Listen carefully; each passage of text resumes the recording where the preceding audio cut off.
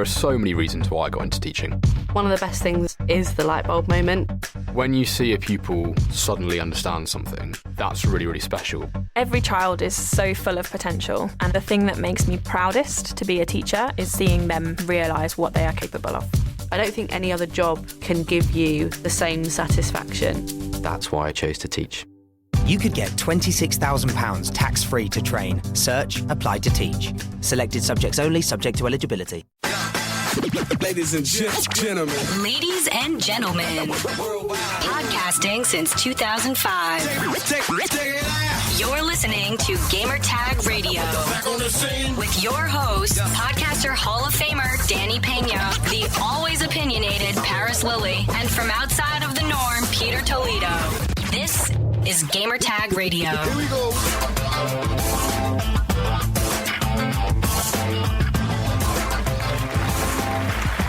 Hi, welcome to Gamertag Radio episode 737. This is your host, Danny. And joining me this week, co-host of the show, we have Peter in the house. Pete, what's up, man? Yo. What's up, man? How you doing? Good, man. Good. Just got back from Orlando. We recorded our first live episode. Yep. During Podfest Multimedia Expo 2018. That was a lot of fun, man. I had a lot of fun. That was so cool. We got to do more of those, man. That was so cool, man. Great vibes. We met a lot of people. A lot of people that just discovered us there. They found out that we were having a live show. They just showed up. That was cool. And also we had a couple community members showed up, and my family, friends. That was cool. How was your experience, man, doing that? It was eye-opening. It was eye-opening, at least for me, right? So used to having my comfort zone, right? Having my four walls, like, I got my comic books with me. I've got my computer in front of me. It's kind of having to make sure that I got my hands like to my side, or now I'm not fidgeting or anything. I threw my phone like to the floor, like right before we started, just to make sure that I was paying attention, because I tend to have ADD and just drift off and flake out. But it was cool to have, and I think that was my favorite part, was having that one-on-one interaction individually with people. To be able to sit and talk to people live. Like, we do the Twitch show live, and we can interact with our viewers and stuff like that. But to be able to talk with someone, like use their experiences and try to help them, or use their experiences in a way to help bolster my knowledge or to help myself out. I think it was fantastic. And I'm not going to lie, I kind of want to do more now, right? We got the first one out of the way, and it was really, really cool to see that. So it was awesome. We talked about it, how it's like, oh my God, look, it's Paris. Oh my God, it's Pete, it's Danny. Like, it was weird having that. Like, we've had that before, like at like E3, like, perfect example. PAX 2. PAX 2. Like, a perfect example for me, though, is when we walked out of the Microsoft booth.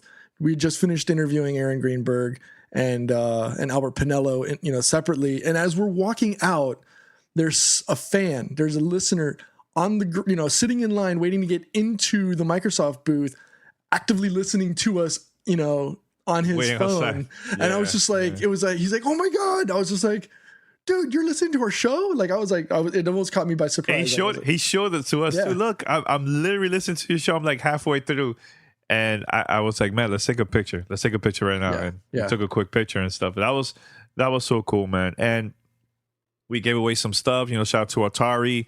They gave us a speaker hat to give away. We also gave away some GTR T-shirts at the event. Pete, a couple of people in that asking, man, like, when are we gonna open this online store again? Because they want to. I can understand. I think when we released this, it was during the holidays, so everybody was like saving up money for for gifts and Christmas and all that stuff. But I think that we should do it again, because that was a lot of fun, man. Getting T-shirts. Look, when we went to the event, there was a couple people with the T-shirts that they bought online at the event. Shout out to Andrew, also Desiree, her husband too, that were there. Neil, Desiree, great job. Neil from Wastyle Media, great job from asking us questions and everything. He was a little bit nervous because he's like, man, I don't want to mess up for you guys. And I was like, nah, man, we're vibing. We did good, man. We did a fantastic job. Kudos to everyone around. I mean, the audio guy in the back, he did a fantastic job doing audio, making sure we were able to get some video footage captured. Yeah, shout out to Anthony. Anthony helped us out with that. He shout out to in charge of that. Shout out to Neil, obviously, for helping moderate the thing. Shout out to Chris and the rest of the team at Podfest for giving us the opportunity to come out and actually do the show for the people. Shout out to Jen from the Congressional Dish podcast. Oh yeah, Jennifer. Yeah, she had her session too the same time as ours. Yeah. So shout out she was to a little them. bit nervous. She's like, I don't know. I'm like, Jennifer, just have fun, man. And I spoke to her today. Like we were talking on Twitter, and she said it was pretty good. She had a great time. It was her first time too. I want to do more of this, and I know there was a lot of listeners that got to see either they watched the video version of that or they listened to the audio, and a lot of them were saying that they would love to attend a future live show. So I'm going to talk to the guys to see where will be like the best place. And we can't go to every city, but I personally think that we definitely should do this more in the future, man. Because to me, there's nothing more special and cool when you meet people face to face. That's to me is like something incredible. I love it, So we definitely should do that. And if you're listening, save your money, because whatever city we're gonna go, we're gonna let you know in advance, so you could also buy your tickets, like your flight or hotel, whatever, or gas money. Try to attend. I think that would be cool. Well, really shout out to. I want to give a shout out to another couple people. Shout out to Nikki. Oh yes, Nikki. Cool. Shout out to Nikki. Yeah. Who was the young kid that we gave the shirt to at the end? Do you remember his last name? Remember his name? I have a CD. So I know we're talking a lot about what happened during Podfest, but there was this young kid that I have it here in my bag somewhere. He came.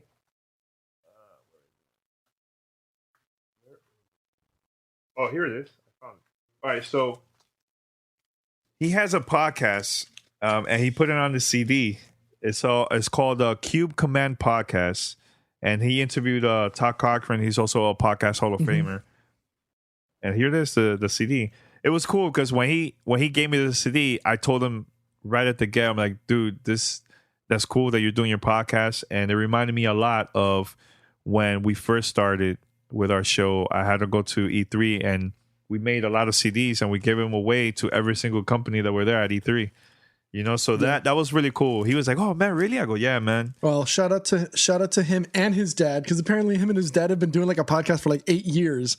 So it was amazing seeing a young kid and his dad both collaborating on a podcast for 8 years. Not to blow smoke up our own butts here. 13 years is a big accomplishment. 8 years in and of itself is a huge accomplishment. So shout out to him and his dad for sticking with it and getting it through. Shout out to Dave Jackson from School of Podcasting, and shout out to William Hung. That's right. Yeah, William Hung was there. The real Vida, living La Vida Loca guy from he was there. What was it? Was not American Idol. It was American Idol. That's right. Him. Yeah. Shout out to the first or second season. Yeah. Something like that. But yeah, shout out to him, because that was amazing. I mean, that was really cool. So, all right. So we have a lot of things to talk about here. So we're gonna go now with the show. Head over to gamertagradio.com or go to radio.com. And you can listen to our episodes over there, share with your friends. You can find us on Apple Podcasts, Spotify, TuneIn Radio, Stitcher, and other podcast directories. Send us your feedback or questions. Give us a call at 786-273-7GTR. Email us at fanmail@gamertagradio.com or leave a message on speakpipe.com/gamertagradio. All right, Pete, I know you were the first one that found out about this earlier this morning about THQ. Some big news about THQ. Are they returning back? What's going on behind the scenes with THQ, man? Yeah, so apparently THQ Nordic went out and they opened up the coin purse. They acquired Koch Media. So it's almost like they dipped out. Koch Media bought all the rights, and then now they're buying them back. So they're essentially, these titles are coming back home. So that means Saints Row, Dead Island, Metro Exodus, publisher Deep Silver. They're all coming back to THQ under THQ Nordic. So they'll still, like, the business side will still stay at Koch, but all of the video game related development stuff will go back to THQ Nordic. So I don't know what this means for those titles, but for them to be able to get those franchises back, you know, Saints Row, Agents of Mayhem, which we all know last year that team got shut down. Homefront Revolution, you know, Metro, obviously they've got a big thing coming up in the next couple of weeks or next couple of months. That's huge. With Metro. We just talked about that's pretty big. Let me tell you, that's a big move because, you know, it's been quiet over there with THQ. You know, it's been really, I mean, the THQ Nordic, I went to their booth. It wasn't even that big. It was like a meeting room during E3 and stuff. But it is, I don't know, I just find it surprising. Like, they're buying this all back. Are they going to go and have these big booths at E3, or just? I don't know. They just emptied the coin purse to buy all their product, all their IPs back. So I don't know if they're going to have if they're going to continue to have the funding to have that monster presence at E3. We may just see a booth. We may just see a meeting room upstairs, you know, and see where they're going. Do you know how much? Do you know how much? They didn't release or unveil any of that information, or at least I wasn't able to find it. So if somebody else has bigger, better Google juice than I do, give me that information because I want to know. Yeah. But no, shout out to them for getting their IPs back. That's a huge thing for a company to be able to have sold it and then now bring it back home where it should have been all along. I want to see now how that affects the release of Metro. I want to see how or if that will affect Saints Row or Agents of Mayhem. Will we see another Saints game now as a result? Now that that's back home, will we see another Homefront now? I don't know. You know, it'll be interesting to see. So it should be it'll be good. So that happened. What the original sale happened? What 2013? Yep. Was it 2013? Yeah. Was it? Yeah. It sold off all of its property when it closed in 2013. So, you know, good for them. Good for them. I'm glad that they were able to bring it all back home, and should be interesting for the next year or two. Breaking news, ladies and gentlemen. Breaking news.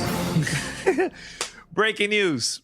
Pete, E3 show floor has been. It came out already, and 2 days ago it came out. But here's the interesting thing. People were already posting, wow, I'm disappointed that Microsoft has a smaller booth. But a day later, Aaron Greenberg, the head of marketing for Xbox, posted this on Twitter. Maps circulating aren't accurate. We're pumped for E3 2018 and we'll be there in a big way at the LA Convention Center and beyond. More details to come. Now, and beyond the part that kicks me, the part that perks the ears. You can't see them under these big headphones, but the one and beyond. Huh? Interesting. I know they will do the whole community event thing that they always do, right? But remember too, you also got to understand that E3 is changing every year. It is changing. So a lot of the companies that used to have those big booths, they're making it smaller and they're investing on other things outside of LA Convention Center. So when we went to the event last year, what was the name of it, P? The one that they had at night that we went there. We were there for like 4 or 5 hours and we got hands-on with all their games and everything they had for the press, right? They had 2 sessions for the press. And then after that... Showcase. The Xbox media showcase. And then after that, they had a whole session that it was all for the gamers public. To the public that they got invited. So we're probably going to see more of that stuff during E3 from Microsoft. But who knows? Maybe they'll have, you know, a big announcement, Halo playable somewhere at a club open to the public. Like, you never know what could happen. Like, so they have so many big announcements. I don't know. I'm going to say that there's going to be another game that we saw in the same light of like Shadow of War, how they did that little release launch thing. Yeah. You talk about the Taco Bell? The Taco Bell event thing? Yeah. I think we're going to see something else like that, but with a different game that they're not showcasing. Now, my question to you too, though, Pete, is the part where he says that this map is not accurate. Do you think we might see some changes? Or are they going to make a bigger booth? Because honestly speaking, we went to Activision's booth last year, right? Compared to the previous years, it wasn't even that big, but they only had 2 games. So to me, it's a waste of time for Activision to have a big, humongous booth with only a couple games.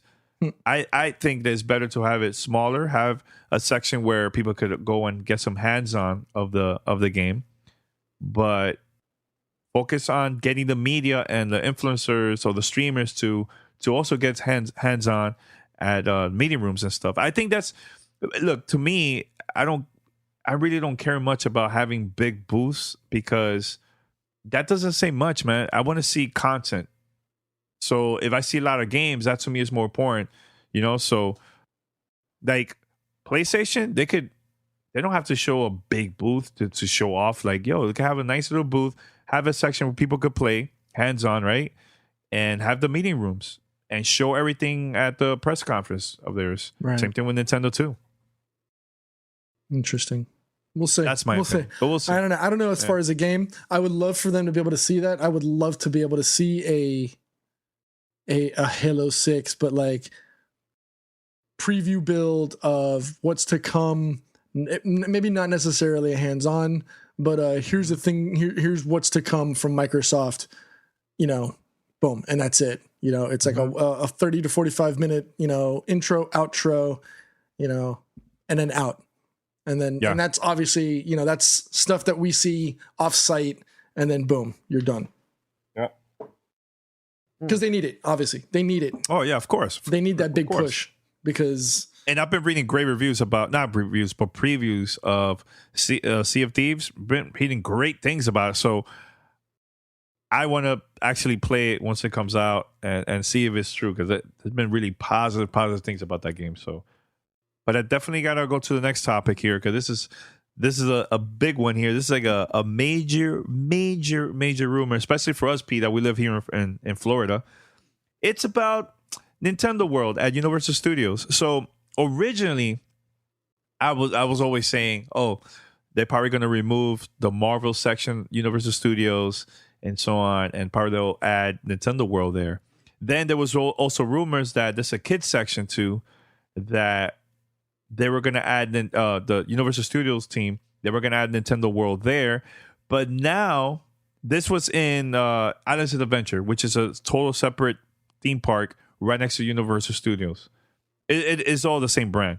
But now they're saying, the rumor's saying that Universal Studios is going to build a third theme park next to Islands of Adventure and next to Universal Studios, which it could mean that we might see more than just these rides. I think they're going to have a big presence at Universal Studios once they're going to start with the construction and everything. Right. So I think that's big, man. I think that's huge. I know it's going to open in Japan in 2020, right before the Olympics.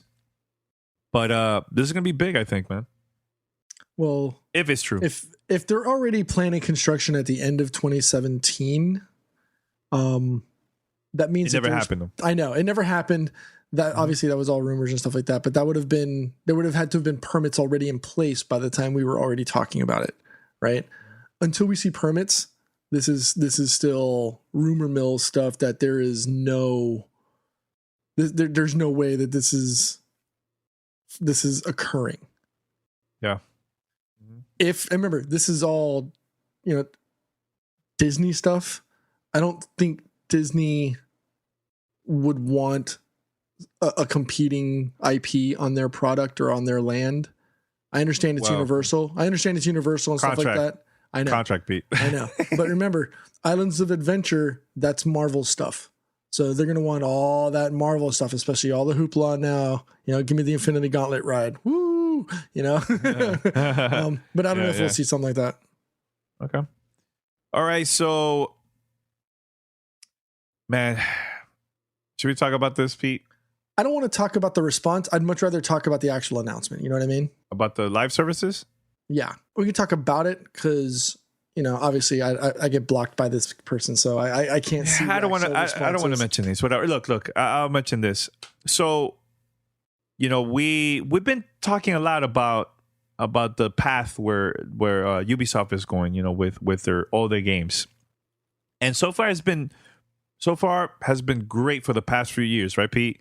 With Rainbow Six, Ghost Recon, The Division now. It took them a long time, but they're adding a lot of free content, a lot of great content, right? For Honor, everything. And to me, Ubisoft making those moves, I think that's a great thing. I think that's something new that not a lot of people, they do that. A lot of companies don't do that at all, right? In the industry, they usually, either they do that maybe for the mobile side, but console side, not that many companies do that. So I'm excited. I'm happy about that move. So far, it's been really, really positive.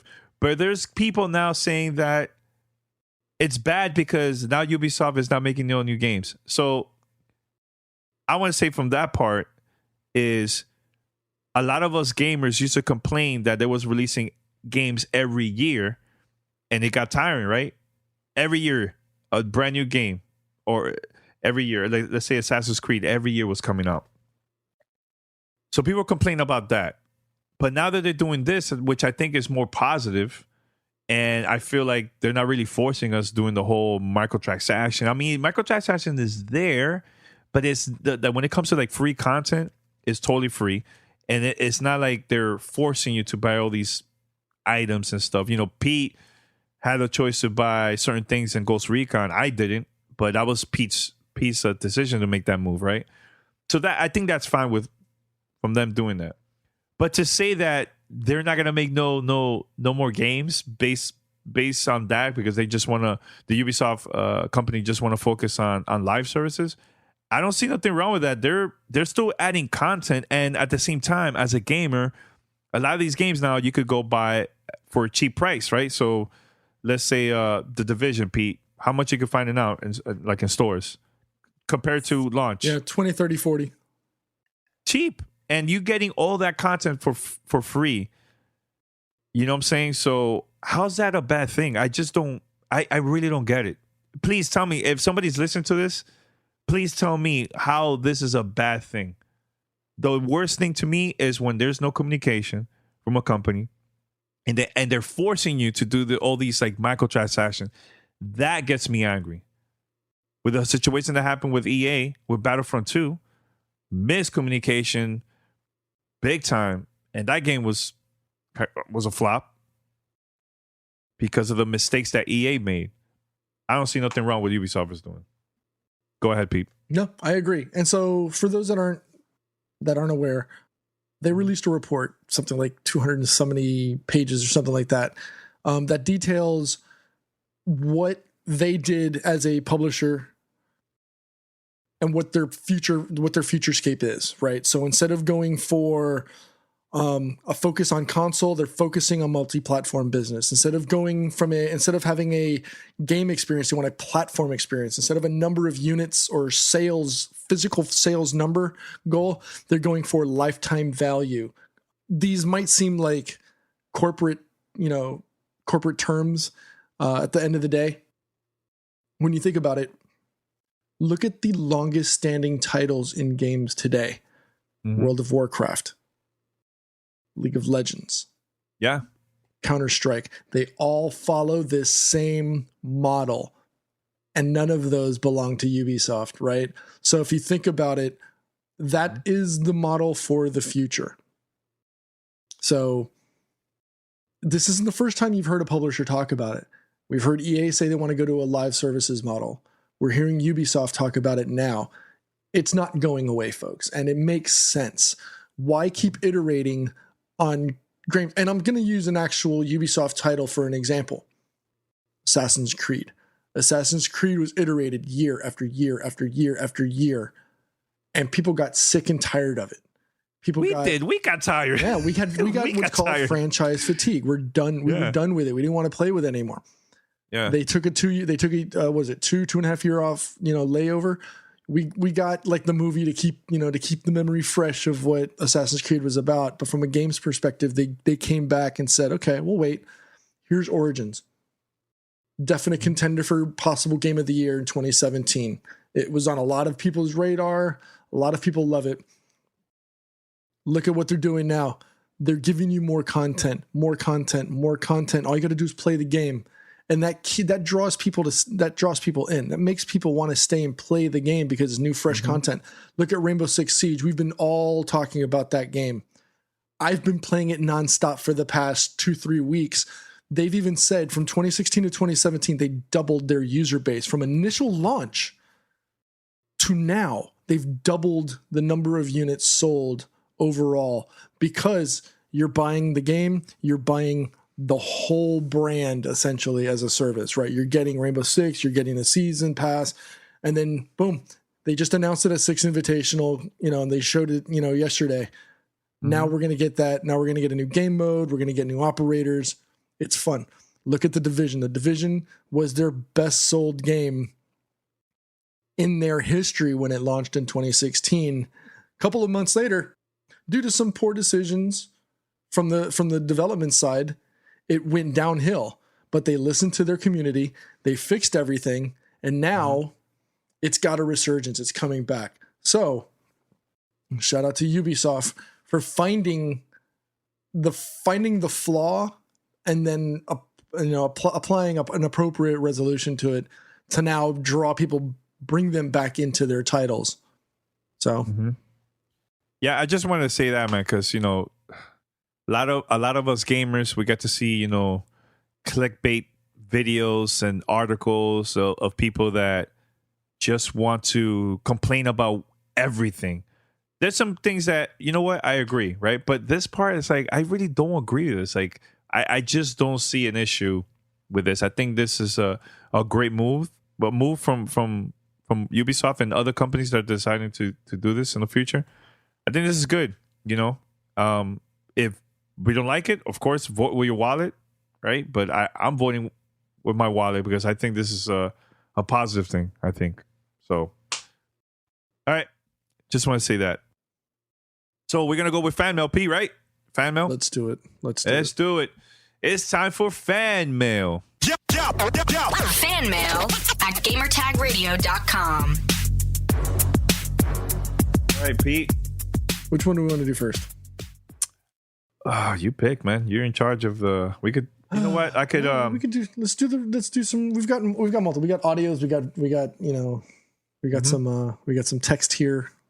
So. All right. Let me do this one. This is from Xavier. Shout out to him. He said, "Hey guys, heard your podcast over Podfest, and I gotta say, it was extremely motivational. Like I said before, I'm really trying to get into maybe editing podcasts for other people or clean up some audio for YouTubers or Twitch streamers, even sound design for small-time indie games. I tried using sites like Upwork to do freelance and try to contact people to see if they need help. But like you guys, they seem to do most of the editing themselves. Any tips?" All right, Xavier, thanks for the email. My advice to you is, and I mentioned this to a lot of content creators, get out of your house, go to events, meet people, talk to them to see if they need help. Because there's a lot of content creators that could do themselves. I agree with that. But there's a lot that they just don't have the time to edit. So by you doing that, you could easily start getting a lot of connections, a lot of people, contacts, and your business will slowly grow. So instead of going online and randomly finding sites and all that stuff and you emailing, people are probably most likely going to decline or just ignore your email. But I think when you meet with people in person, that's going to help you big time. So do that. And especially start local if you can. If there's any meetups or any events like that, go to it and start from there. And then after that, go to bigger events in the future. All All right. Agreed. There are so many reasons why I got into teaching. One of the best things is the light bulb moment. When you see a pupil suddenly understand something, that's really, really special. Every child is so full of potential, and the thing that makes me proudest to be a teacher is seeing them realise what they are capable of. I don't think any other job can give you the same satisfaction. That's why I chose to teach. You could get £26,000 tax-free to train, search, apply to teach. Selected subjects only, subject to eligibility. You're listening to Gamertag Radio. Pete. All right, let's do audio 1. Here we go. All right. Hey, Gamertag Radio crew, Danny, Paris, Pete. This is Andy from Orlando, Florida. Long-time listener, first-time caller. Just wondering, since there could be a possibility that consoles may go digital in the future, or maybe even next gen, I was thinking, since the loss of net neutrality now in place, will gaming be affected, and if so, how? Because I'm more of a physical copy kind of gamer. I like to have that item in my hands and feel ownership over it. But if it goes to digital, if it goes to that route, would gamers be affected by this? Thank you for taking your time listening to my question. Love the show, and hopefully I get to hear you guys' thoughts about this. Once again, thank you. Bye. All right, well, thank you for calling in. Appreciate it. I don't know. I think for me personally, physical is on the way out. There's always going to be a contingent of people who want a physical copy. I mean, I can't say it's not a thing because I've got 2 drawers full of physical games here right next to me on my desk. But I think digital, just the way technology is rolling, the way storage is becoming cheaper and cheaper and cheaper. I think from a distribution point, or from a distribution standpoint, digital is the way to go. The whole net neutrality, I know that there's a couple senators already that are going to vote soon. I think they only needed one more. This is from both parties, which is good. So we'll see what happens. I think that right now we're not going to see this, like the whole net neutrality without it and everything. We're going to probably see the effects like later on, because right now I think it's still fresh, and give it like a couple months, maybe a year or so, we'll see that. And what could happen too is if companies, like let's say internet providers, if they are deciding to raise the price because a lot of people are cutting cable, they could easily start charging now companies to, if they want to be in a faster lane, those companies also have to pay the internet providers. So we could see that happening. And if that happens, then we have to pay more money. So let's say Netflix did a deal years ago with Comcast because I think they were slowing down their service. So a lot of the viewers thought it was Netflix, but Netflix said no, it was Comcast. So what happened? They made a deal. They gave a lot of the content from Netflix to Comcast. So if you have like their box of Comcast, you get Netflix there and everything because of that deal. I think they gave them a House of Cards or something like that exclusive for Comcast during that deal and everything. So yeah, man. So we're going to see a lot of changes. Right now it's too early, but I think it could also affect video games too, man. You know, maybe Xbox Live, PSN, or even the Nintendo online service might go up the price a little bit because of that, because of the changes. But we're not going to see that now. Yeah, I don't think we're going to see it for a while. Yeah. All right, you have a second. Do you have a second voicemail, or you want another email? Because we have a lot of emails here. Yes, I have a second one. Here we go. All right. What's going on, Gamertag Radio? This is Javier from Miami. Just calling in because I've heard a very interesting bit of news on my way home, which I'm sure you guys have already known, which I'm sure you guys are already talking about, and that is that Black Ops 4 is in development at Treyarch, and that more than likely Black Ops 4 is going to be coming this year for PS4, Xbox, PC, Switch. Your thoughts, concerns on the game, and more importantly, what do you think about Black Ops 4 being on the Switch because I think if this game is as hyped as it will probably be when it starts to come out, I think it might put enough pressure on Nintendo to come out with a good communication system for the Switch. Now, I don't know if you guys think it might happen or it might not happen, but I think that this game is successful, and it has been successful for the past couple of years. And I think it might just be successful enough where Nintendo has to come out with something decent for the Switch. Anyways, I'm curious to know which of you guys think it's going to be that way. Have a great day. I'll talk to you guys later. Peace. Black Ops 4. Everybody was all hyped about Call of Duty World War II because of its return to its roots, back to boots on the ground. And this is my personal opinion, it was great because in the beginning when we first saw it, it was like, okay, fine, no more space jump packs and whatnot.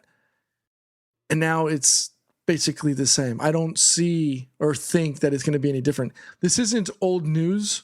There was original reports in 2016 and 17 that Black Ops 4 was coming back and it was going to do something. It was going to do something new. Mm-hmm. I don't know. I think that the Call of Duty franchise as a whole, and now there's 3 studios working on it. It's hard to have a cohesive formula moving forward when you've got 3 different studios working on the same title with 3 different iterations of it. It's always going to remain the GOAT, but I think, and it's unlikely to happen because Activision likes money, as does every other organization or every other corporate entity. They like money. Mm-hmm. I think it needs to do what Assassin's Creed did, what Ubisoft did with Assassin's Creed. Take a break. Maybe give me a 2-year cycle on your title, feed me with services in between, and then come back and give me that cohesive experience. I think it's just been too scattered. I don't think there's a cohesiveness to the title anymore, and I think that's what's missing. See, a lot of us probably will say that, complain about Call of Duty and all this stuff. But let me tell you, man, when you go to these esports events, like I went to the CW, the CWL League was in New Orleans. I was there, right? That place was packed with people. Packed. They really don't care what we have to say about the game, because they're fans. The game is selling. Activision is going to continue with this formula, right? I'm going now to the one in Atlanta to cover it for Gamer Tag Radio. That's going to be a lot of fun. And again, this is going to be a lot of people. Dude, when we went to the championship during XP, I went there with Paris. That place was packed. The arena was almost completely full. They're making money, man, not only from the gaming side, but also from the esports side. And it's working for them. Now, this is the first season of Call of Duty, the esports league. They're going now to the UK. They're taking over there, the tournament over there too. So they're doing good, man. They're not worried. Now, I know he mentioned about the Nintendo Switch. I'm going to be straight up and honest with you. I think that it's going to be the same game, but no voice chat. Not for this year. It's not. I don't see any major changes unless Activision knows something that we don't. They've been working maybe with Nintendo on the side for their Nintendo Online service that launches this year. Unless they have something as a surprise, but honestly, most likely it's going to be the same game with no voice chat. That's what I think. Smooth online, of course, right? But no voice chat. I can't see it. Maybe give me a co-op experience on the Switch and I'm okay with it. You give me multiplayer without communication, that game gets broken down hard. So unless it's going to be a 1 versus 100 battle royale type situation, maybe, because then you're not reliant on communication. But part of the Call of Duty multiplayer experience is playing with other people. And unless you can lock down the way your communication is going to be, if I have to go to a third-party app that becomes a cluster bleep of wires all over the place where I'm trying to play. It's going to force me away. It's not going to make me want to play. Other people might be okay with that. Other people may be all right with putting their phone back here and having their Switch in their hands. I don't want to deal with that. I want one unit that handles it all. And unfortunately, that's the one fallacy of the Switch, is that Nintendo just doesn't understand how to implement that right. And once they do, watch out now. Give me the Switch 2.0 in like 2 or 3 years with a working online, chat system. Good grief, look out. So this is an interesting article that Arctic sent us. This is about, we talked about this not this past episode, but I think was it last week episode about Battle Royale. Call of Duty online players are testing out Battle Royale mode for Call of Duty. Interesting. Well, it's a Chinese. It's for the Chinese market only, right? So, and it's a free to play version of it. Whether it actually makes it into the game or not is a totally different story. And this is what, 18 player? It's a lot of players. 18. All right. Hey, it's something though, Pete. Hey, will you try fantastic. It out? I'm not in China. I know you're not in China, but I'm saying if they add this, will you get it? I'll try it out. I won't guarantee how long I'll stick to it or not, but I'll try it out. I don't have a problem with it. I think Pete tapped out with Battlegrounds. That's what I think. It sounds like he tapped out. Nah, check the Discord, son. Chicken dinners last night, buddy. All right. So we have another one. This is from Brendan. He's like, "Good morning, Gamertag Radio." Well, good morning to you too, sir. I just bought a Switch. I found the battery life isn't as long as I'm expecting. What do you guys recommend or have done to improve the life of the battery? I would also like to know what some of the indie games you recommend playing on the Switch. And thank you. Keep up with amazing work. To all of us three, man. So shout out to him, man. Thanks for the email, man. All right, so there's a couple indie games. My favorite so far, and I have this on at every system, is Thumper. Try that game out. That game is freaking amazing. The music, soundtrack, top notch. They even have like a vinyl for it, man. So you should definitely try that one out. Definitely trying that out. Now, my tip to you is, because I know you have the Nintendo Switch and everything, I bet you've been playing a lot of like maybe games like Zelda, Mario Kart, Mario Odyssey, or Splatoon 2. When you have games like that, it drains a lot of the battery life. When you play games like indie games, it lasts a little bit longer, way longer compared to those games. That's one. Two, I know now there's a lot of third-party companies that already have like it's like extra battery that you could add it there to your Nintendo Switch and stuff. So I'm getting one pretty soon. I know I forgot the name of the company, but I put down some money that they launched a Kickstarter campaign last year during the launch of the Switch. So I'm getting that very, very soon. So once I get it, I'm gonna talk about it and review it on the show, and I'll let you know if it's good or not, man. So definitely, man, I'll definitely let you know about that, man. So, but I use the Switch all the time when I travel. Go ahead, Pete. Yeah, for me, I'd say Floor Kids. Floor Kids is another one. I like that Floor Kids. Floor Kids is cool. A lot of fun. Phenomenal soundtrack. Shout out to Kid Koala. He's the one. He's one of the founders of the game company, and he did the soundtrack for it. Vinyl verse is coming out too, Pete. I just read it today. That's cool. Battle Chef Brigade from Adult Swim Games. Ooh, awesome. Heard that's a lot of fun. It's like a brawler puzzle game. So that's another one that you may want to keep on your radar. If you haven't picked up, I suggest you pick it up as well. Yeah, it's good. All right. Let's go with another question. Want to read one of the emails I sent, Pete? Sure. Before we play the let me see. voicemail. Let's see which one. Okay, actually, this one. And honestly, I wish Paris was on the show because I think I'd like to hear what his opinion on this would be as well. Hey guys, heard your podcast over that Podfest, and I got to say that it was extremely motivational. Whoa! Is that the one you just read? Yeah, I just read that, Pete. What's wrong with you? Sorry, it's the one. Sorry, I got confused. All right, sorry, my bad. Yo, what up, my dudes? Listen to the show for the past year. Just thought of this. Instead of N64 Classic this holiday, imagine if they added all major N64 titles completely remade in a better engine with HD graphics on the Switch. I don't know, but it sounds somewhat possible if it were only 4 or 5 games.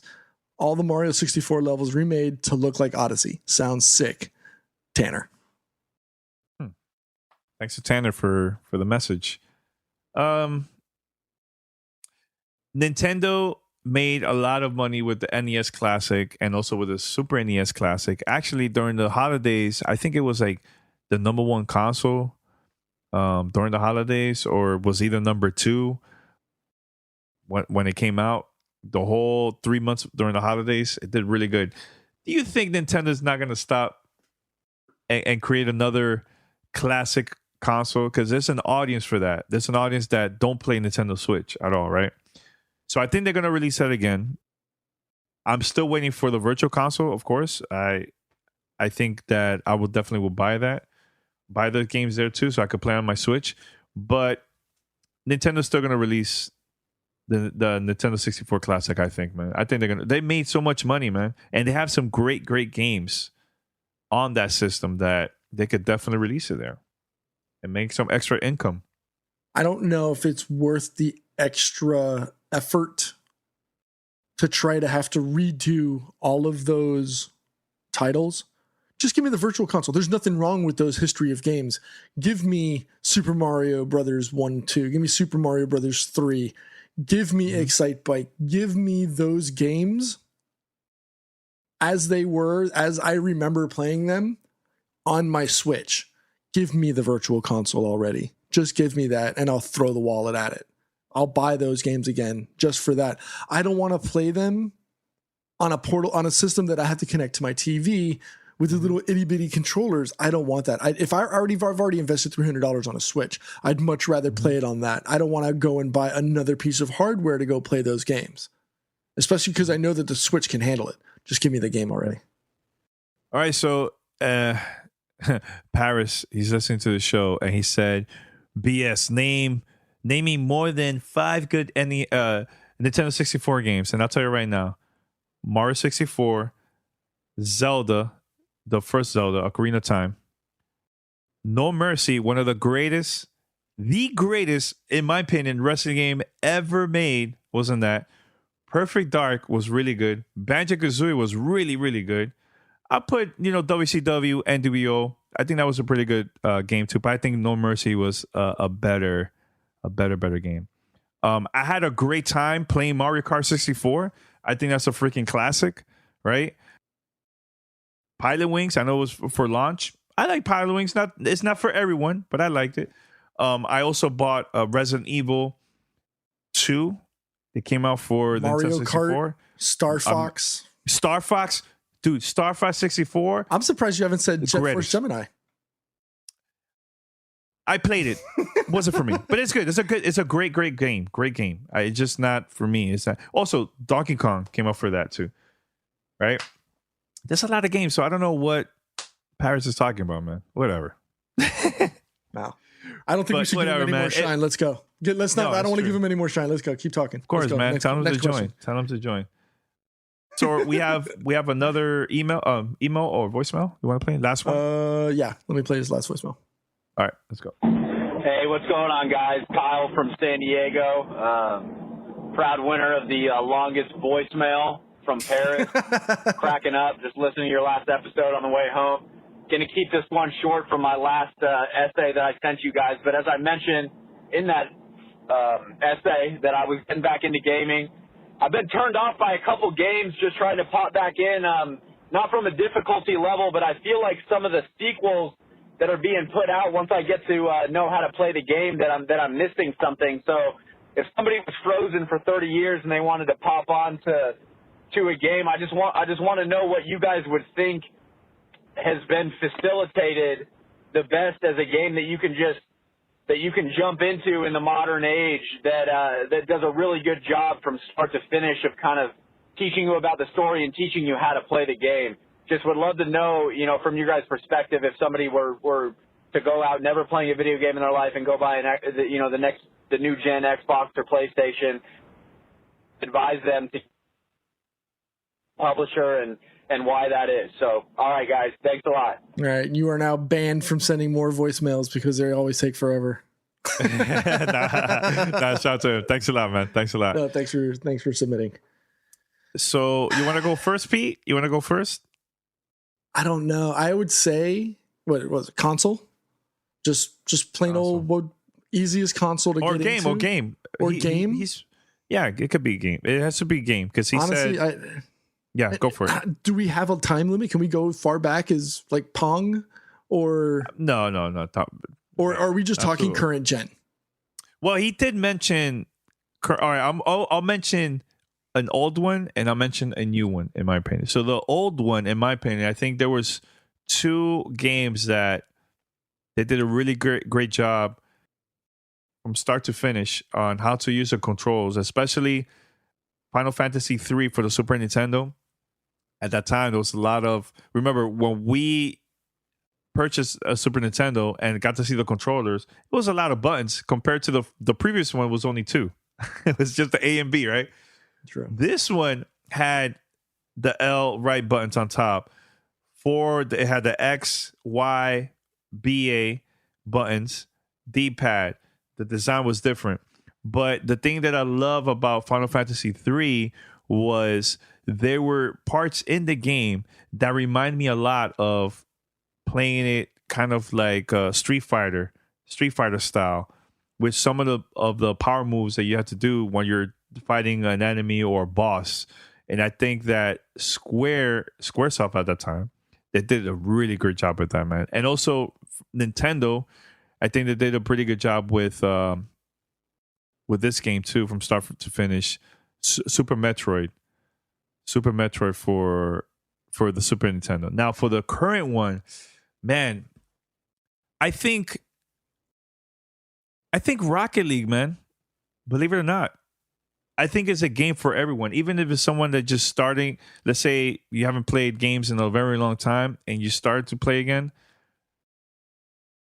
Rocket League, you should go up there. Also, Mario Odyssey for the Nintendo Switch, phenomenal game, and it explains how to actually play and do all these new type of moves. Like, it's not complicated, but imagine you just start playing all these new systems and play, like, let's say The Witcher. I think that game is it gets deep. That game gets really deep, in my opinion. So those are my games, the old and new. What about you, Pete? I'm not gonna lie, Rocket League was probably one of the first ones that came to mind, just because it's stupid, silly fun, right? And it's simple. It's not that hard. It's not that hard. It's not. Old school, I'd have to say Nintendo with Super Mario Brothers. Start with the OG. Yeah. Start with you got 2 buttons. You don't have to worry about, it's not like you're playing with this thing with 43 buttons on it, or you know what I mean? You've got either that or something simpler, right? You go with the Atari with the stick and the button. That's it. Right? You can't get any more simpler than opening up your gaming life with a Space Invaders or something like that. So I would, if you want to go with simple or ease of entry, I'd say Super Mario Brothers or something like that. And this is going before you start talking Tanuki suits and all that other stuff. Just go with the OG Super Mario Brothers. Hell, I'm gonna say it just because I'm biased and I love the game. Excite Bike, super easy. You just go in, you just gotta hit gas brake, control your up down. That's it. Things Mario like that. Mario Kart for Nintendo Switch. I don't know, Mario easy. Kart, even Mario Kart for the Switch, dude. You've got bumpers, you've got triggers.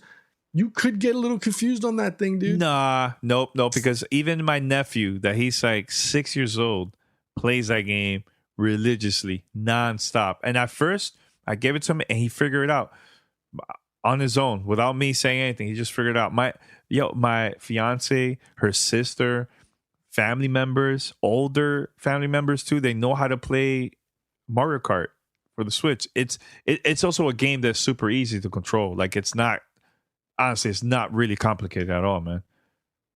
I think. There you go. Yeah, there you go. All right, but there was one game that came out in the past that it was one of the most expensive controller that ever came out for any system. It was for was it from Capcom? I'm trying to remember the name of this. Was it like a robot game? Do you remember what I'm talking about, Pete? This was from Capcom years ago during the 360 PlayStation 3 days. The controller was like, I think, $200 or more, I think it was. There you go. What's the name? Steel what? Steel Battalion. Steel Battalion. Was it 200? I think it was more than that. That was freaking complicated. That's complicated. Actually, I'm going to find out right now how much it was. Yeah, I'm trying to look it up, but... right now, you can find this controller. 40 buttons. Right now, you can find it right now for $175. Yeah. $100. I found another one for $175 right now. No, I'm saying that it was a $200 cost of entry just to get that, and it was. And that game was bad. And people joke that the controller was $200 and you got the game for free. Ridiculous, but it got really bad reviews. Another game I think it was complicated and was the Tony Hawk one, the skate game. No way. That came with a skateboard. That was just weird, man. That was weird. That was a waste, Pete. And maybe call me biased, but I always love those Tony Hawk, Dave Mirra, extreme BMX type games. You sit there, you got to do double backflips and stuff like that. Rest in peace. No, with the controller. With the controller, perfect. Controller was easy. You get you saw not me. the board. I had the skateboard at the house, and you brought it over. I was kick flipping in the living room. I got it from Activision. I gave it to Pete. I'm like, you're here, man. And Pete was playing that nonstop. Now another game. It was great. I wish they would have brought this back because I think it was actually pretty cool to play. It was the Def Jam Rap Star game. And also Rock Band, Guitar Hero, those were pretty cool. Well, I remember I took Def Jam from you and I never gave it back for like a year. And I got some classics there, man. Woo, it was really good. Another game that you could play with your whole family and even friends when they pass by is the trivia game. Oh my God. It's on top of my head. Oh, Trivia HQ Trivia? No, not that. That's the phone. I'm talking about for the consoles, man. Trivia... The Jackbox one, man. Oh, okay. Let's see. Trivia. Yeah, it's Jackbox, isn't it? Yeah, it's Jackbox.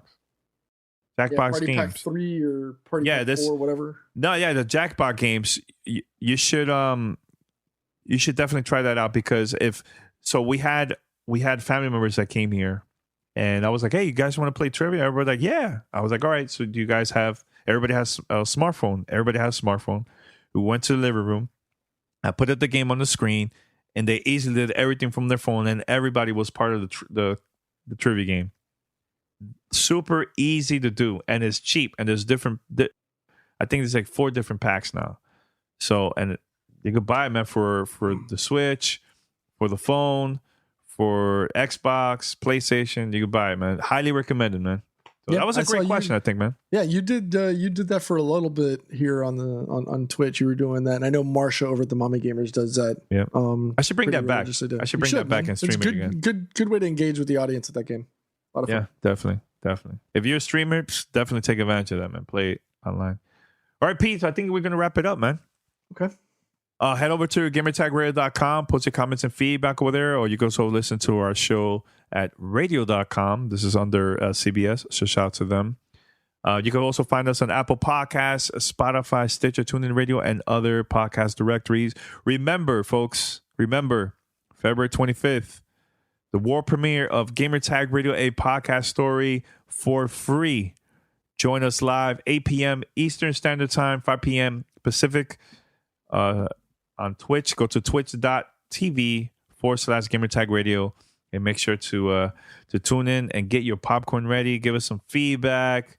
Let's enjoy it. Let's make history. Let's all watch it together, man. I think it's gonna be something special. You know, if you missed the live stream, we're also gonna have it on video on demand online, so totally for free. Anything else you want to say, Pete, before we wrap it up? No, I think that's it for now. All right, until next time, we're out. Thanks for listening to Gamertag Radio. Be sure to like us on Facebook and follow us on Twitter.